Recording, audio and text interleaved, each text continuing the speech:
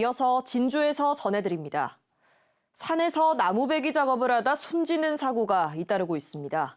최근 5년 동안 나무베기로 숨진 사람만 40명이 넘는데요. 노동계는 대부분 계약직의 고령인데다 골든타임을 놓치는 경우가 많다며 안전관리 체계 마련을 요구하고 있습니다. 이형관 기자입니다. 사천의 한 야산에서 사천시 소속 50대 기간제 노동자 A씨가 길이 20m 소나무에 깔려 숨진 것은 지난 8일입니다. 사고 당시 A씨는 나무가 쓰러지는 방향에서 떨어진 안전구역에 있었지만 나무가 넘어지면서 앞나무에 걸려 방향이 틀어졌고 결국 A씨를 덮쳤습니다. 중량물 작업 때 필요한 작업 계획서가 없던 것은 물론 2개조 12명이 투입돼야 했지만 7명만 작업했습니다.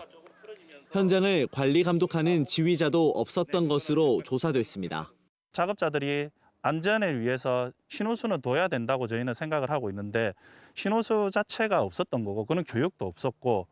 지난 1월 중대재해처벌법 시행 뒤 자치단체에서 발생한 첫 사례입니다. 사천시 소속 노동자가 50명 이상이며 사천시가 기간제 근로자로 채용해 안전관리 의무가 있다고 판단했기 때문입니다.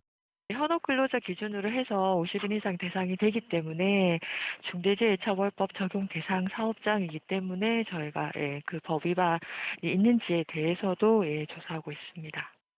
지난해 12월 산청군 야산에서 벌목하던 산청군 산림과 계약직 50대 반장이 나무에 깔려 숨진 사고에서도 안전관리가 미흡한 것으로 조사됐습니다.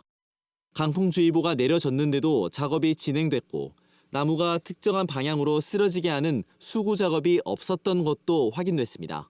민정청 경남지역본부는 경상남도가 벌목작업 노동자의 건강과 생명을 보호하기 위한 노력을 게을리한다며 강력한 투쟁을 경기하고 2017년부터 지난해까지 최근 5년 동안 전국의 벌목 작업 사망 사고는 모두 42건.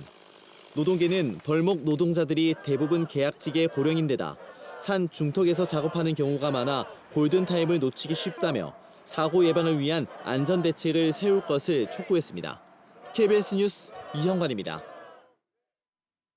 하동 야생차 문화축제가 다음 달 4일부터 닷새 동안 대면축제로 열립니다. 올해 하동 야생차 축제는 헌다레를 비롯해 공연 5개와 경연, 전시체험 등 모두 44개 프로그램으로 구성됩니다. 올해 하동 야생차 축제는 2019년 이후 3년 만에 대면 축제로 열립니다.